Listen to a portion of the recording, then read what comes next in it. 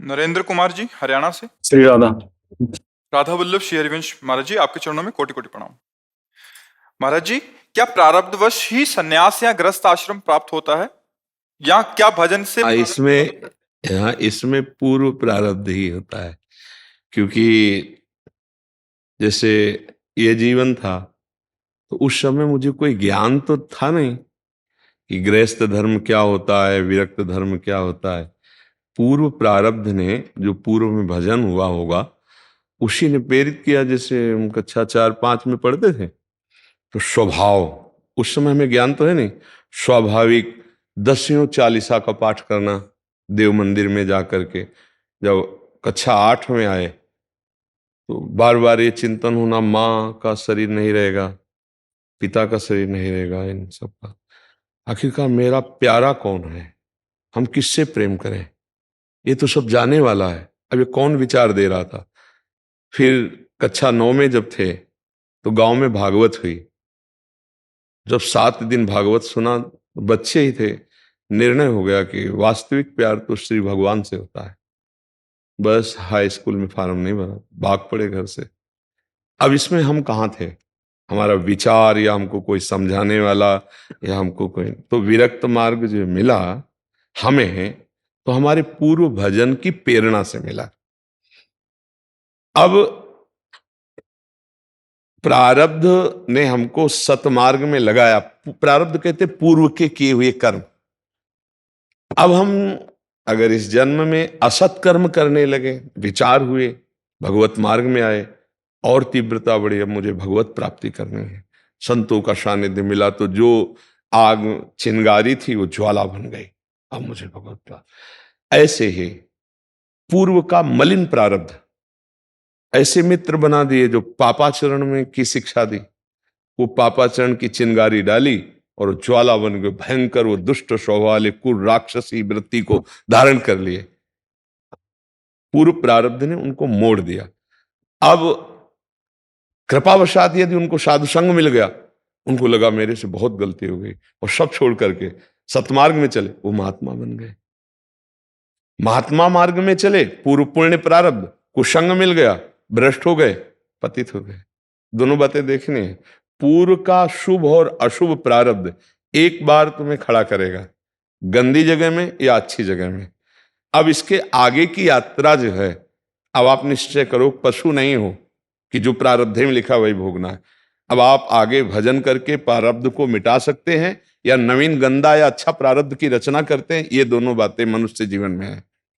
आपको जैसे गृहस्थी में मिला, अब यहां नवीन प्रारब्ध की रचना करो कि पूरे परिवार को भगवत स्वरूप मानकर, धर्म की कमाई के द्वारा परिवार की सेवा करते हुए, नाम जप करते हुए, अंदर से भावना, नाथ सकल संपदा तुम्हारी, मैं सेवक समेत सुतनारी, हर कर्म भगवान को समर्पित। अभी देखो प्रारब्ध बदलने लगेगा। अभी मंगल भवन भगवान की कृपा से सुख, अंदर आंतरिक सुख की वृद्धि होने लगेगी। बाहर के दुख की तो कोई परवाह नहीं है। बाहर का दुख कितना भी आवे, अगर अंदर हृदय आनंदित है तो कोई फर्क नहीं पड़ता।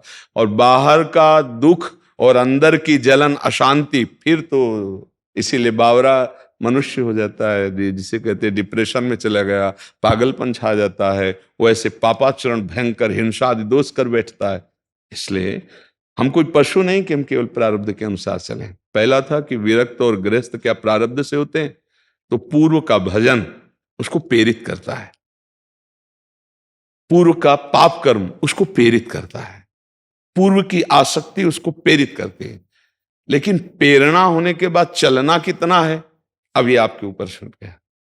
अब आप गृहस्थ में हैं तो भजन के द्वारा भगवत प्राप्ति कर सकते हैं। राधा राधा राधा, और सत्कार्य, कमाए हुए धन से परिवार की पवित्र सेवा भगवत भाव से उसे अर्पित कर देना, नाम जप करना, जो राष्ट्र सेवा, समाज सेवा, जो सेवा वो भगवत सेवा, उसको भगवान को अर्पित करना और पुनः नाम जप करना, वो भगवत प्राप्त हो जाएगा, जीवन संभाल लेगा।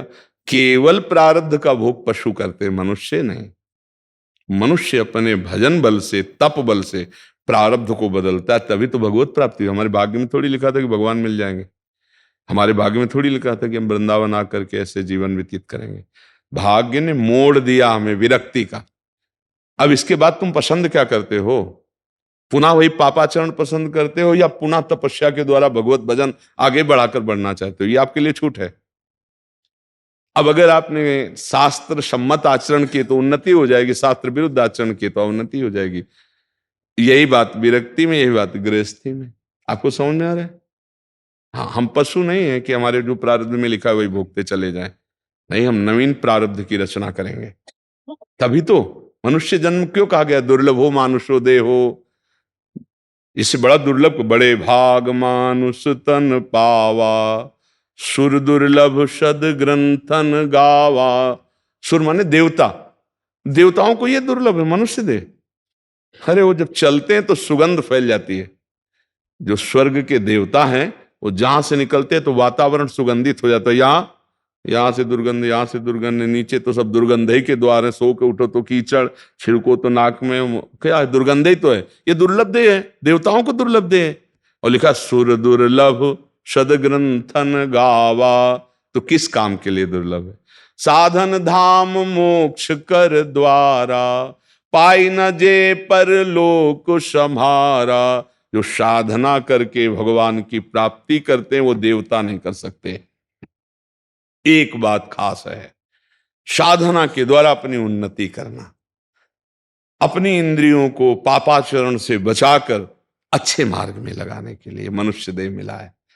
अब यदि मांस खाओगे, शराब पियोगे, व्यभिचार करोगे, दूसरे का धन अपहरण करोगे, हिंसा वृत्ति करोगे, तो आपने अपने प्रारब्ध को मिटिया मेट कर लिया। अब अगला जो आएगी ये फसल, पिछली फसल तो भोग ही रहे, अगली जो फसल आएगी मिटिया मेट कर देगी। और आपने अपनी इंद्रियों को संभाला, नाम जप किया, दूसरों को वाणी से, शरीर से, संकल्प से सुख पहुंचाया, सब में श्री भगवान है, मंगल हो गया, जीवन कृतकृत्य हो गया। ये बात समझना है। हमारा मनुष्य जीवन बड़ा दुर्लभ है।